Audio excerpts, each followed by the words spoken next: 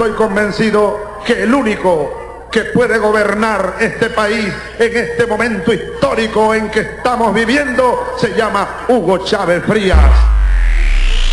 El teniente coronel Hugo Chávez Frías dirigió la asonada militar del 4 de febrero de 1992. Los eventos violentos de esa madrugada dejaron muerte e inestabilidad a su paso.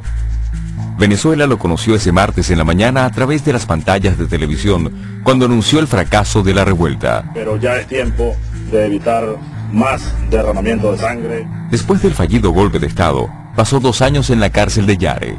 En 1994, el presidente Caldera otorgó una amnistía que le permitió salir en libertad. Al principio, anunció una postura abstencionista frente a las elecciones de 1998. Sin embargo, poco tiempo después, cambió de opinión y fundó su partido político, el MVR. Recorrió el país y en diciembre de 1998 ganó los comicios presidenciales. Ahora, como presidente de los venezolanos, como presidente del próximo siglo de la patria. Un año después, el presidente Chávez cumplió su principal oferta electoral. Venezuela aprobó la nueva Carta Magna por votación popular el 15 de diciembre. En el campo político, la Constitución bolivariana le otorgó más poder al presidente, le dio el voto a los militares, alargó el período constitucional a 6 años y permitió una reelección presidencial inmediata. En diciembre de 2006 se cumplen 8 años del primer triunfo electoral del presidente Chávez. Los poderes públicos nacionales no gozan de autonomía, dependen directamente del Ejecutivo. El caso más emblemático es el de Isaías Rodríguez, actual fiscal general, quien fue durante 11 meses vicepresidente de la República Bolivariana de Venezuela en 2000. Asimismo, todos los miembros de la Asamblea Nacional, órgano del Poder Legislativo, pertenecen a partidos políticos que apoyan el régimen. Cumpliré con toda la responsabilidad y con todo lo inherente al cargo de presidenta de la Asamblea Nacional y estaré aquí, patria o muerte, rodilla en tierra con el pueblo de Venezuela y con la revolución venezolana. El Poder Judicial tampoco es autónomo. Durante la inauguración del año judicial de 2006, sorprendió cómo los magistrados del Tribunal Supremo de Justicia expresaron públicamente su apoyo al presidente.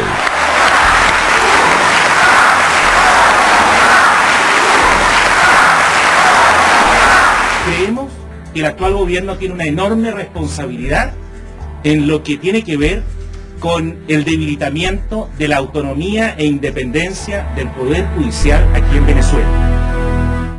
Por primera vez en la historia nacional, la concentración de todos los poderes públicos en manos del presidente deriva en un culto a la personalidad. Esto lo revela la presencia permanente de la figura de Hugo Chávez Frías en los espacios públicos.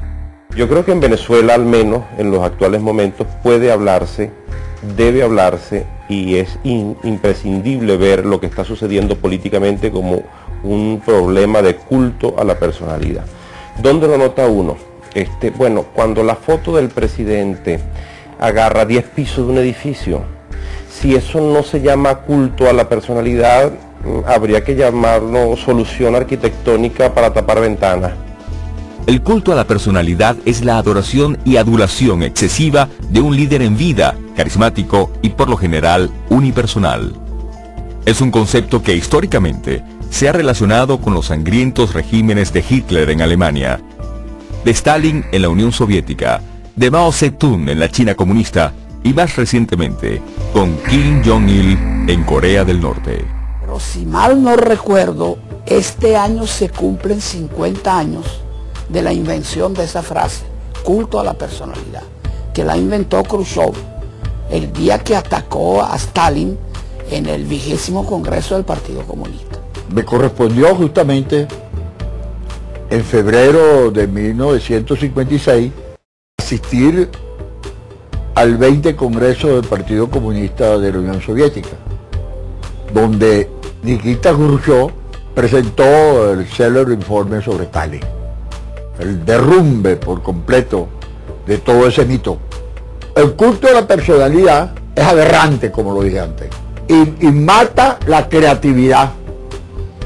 conduce a un pensamiento único, donde hay un sacerdote que determina el curso de un país y los destinos de un pueblo.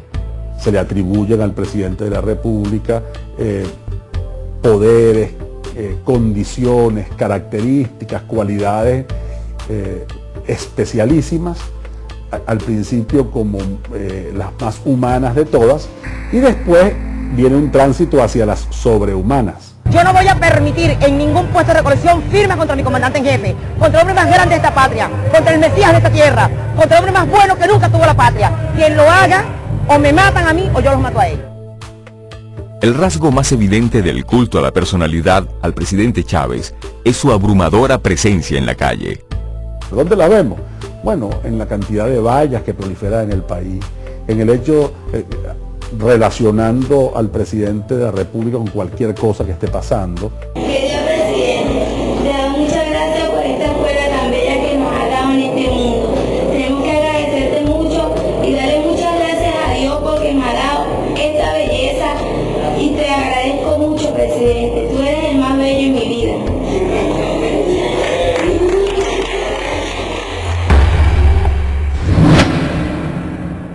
Las vallas, que son los espacios propios para publicitar productos y servicios, se utilizan para exponer la imagen del presidente.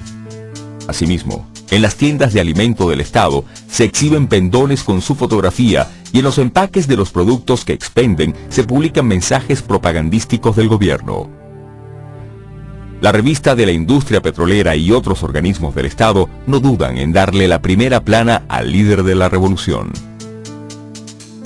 Además, sus espacios de publicidad son permanentemente copados con imágenes del presidente. De la presencia permanente en los espacios reales pasamos al espacio mediático.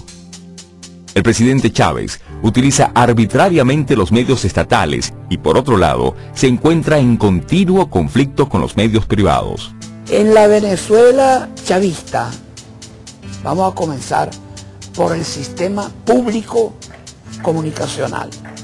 Ese sistema público ya no existe, ya no es público, ni siquiera es gubernamental, es personal del autócrata.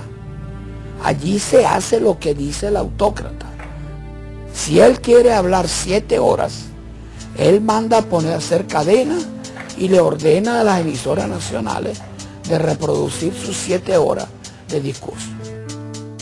La cadena presidencial es un recurso que permite que el jefe de Estado aparezca simultáneamente en todos los canales de radio y televisión del país, tanto públicos como privados. No tiene límite de tiempo y no se encuentra regulado por la ley. En octubre de 2006, después de 8 años de gobierno, el presidente Chávez ha hecho 1.442 cadenas. Debo decirles que estamos en cadena nacional de radio y televisión.